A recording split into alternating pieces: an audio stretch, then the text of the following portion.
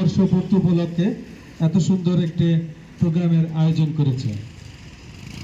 বক্তব্য নিয়ে আসবেন আজকের আমাদের বিশেষ অতিথি নিয়ামতুল্লাহ স্যার। সম্মানিত সভাপতি, প্রধান অতিথি, বিশেষ অতিথি ও সামনে উপবিষ্ট ময়মরব্বীগণ, সবার প্রতি আমার আন্তরিক সালাম। আসসালামু আলাইকুম রহমতুল্লাহ। আমি আমার সংক্ষিপ্ত বক্তব্য শেষ করছি। আল্লাহ হাফেজ। ধন্যবাদ। তো এই পর্যায়ে জেলা সভাপতি হামিদুজ্জামান জলিল, অসহায় দুস্থদের মাঝে তিনি কম্বল বিতরণ করার মতো একটি মহৎ উদ্যোগ নিয়েছেন। এটা সত্যিই মানুষের জন্য কিছু করার চেষ্টা করতেছি, অসহায় মানুষের জন্য। এই জন্য আমি কিছু আজকে আমার কোম্পানির পক্ষ থেকে আমি কিছু কম্বল বিতরণ করার জন্য চেষ্টা করতেছি। ইনশাল্লাহ আপনারা সকলে কম্বল সাথে করে যাবেন। আমি এই বলে আমার বক্তব্য সংক্ষেপে শেষ করব না। শীত প্রকৃতির নিয়মেই আসে, গরমও প্রকৃতির নিয়মে আসে।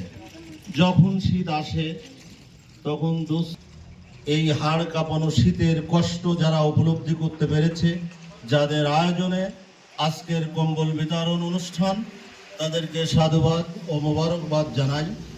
যে অসহায় মানুষের কষ্ট যে তারা উপলব্ধি করেছে, অনুধাবন করতে পেরেছে, এজন্য অসংখ্য ধন্যবাদ RS ট্যুরস অ্যান্ড ট্রাভেলসের মাননীয় চেয়ারম্যান মহোদয়কে। সাথে সাথে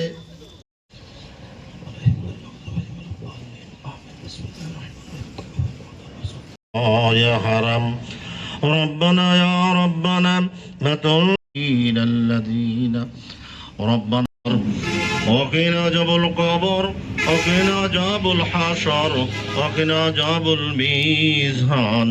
শক্তিমান মাবুদ, আমি গুনাহগার গুটি কতক তোমার বান্দা বন্দি লইয়া যা কিছু তেলাওয়াত করেছি ভুল ত্রুটি ক্ষমা করে, যদি মোহাম্মদ মুস্তাফা হুজুর আকরাম সাল্লাল্লাহু আলাইহি ওয়াসাল্লামের পাক রূহুর পরিয়ার হাদিয়াটুকু পর্যন্ত তামাম বিশ্ব থেকে যত নবী রাসূল গাউস কুতুব সিদ্দিকিন সালেহিন তোমার ডাকে সাড়া দিয়ে অন্ধকার গভীর কবরে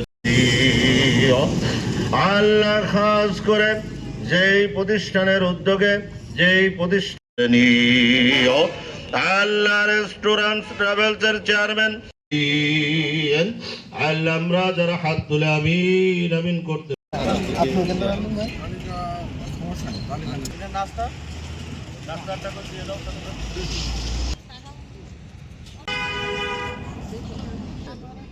আনোয়ারা বেগম। আপনার নাম কি?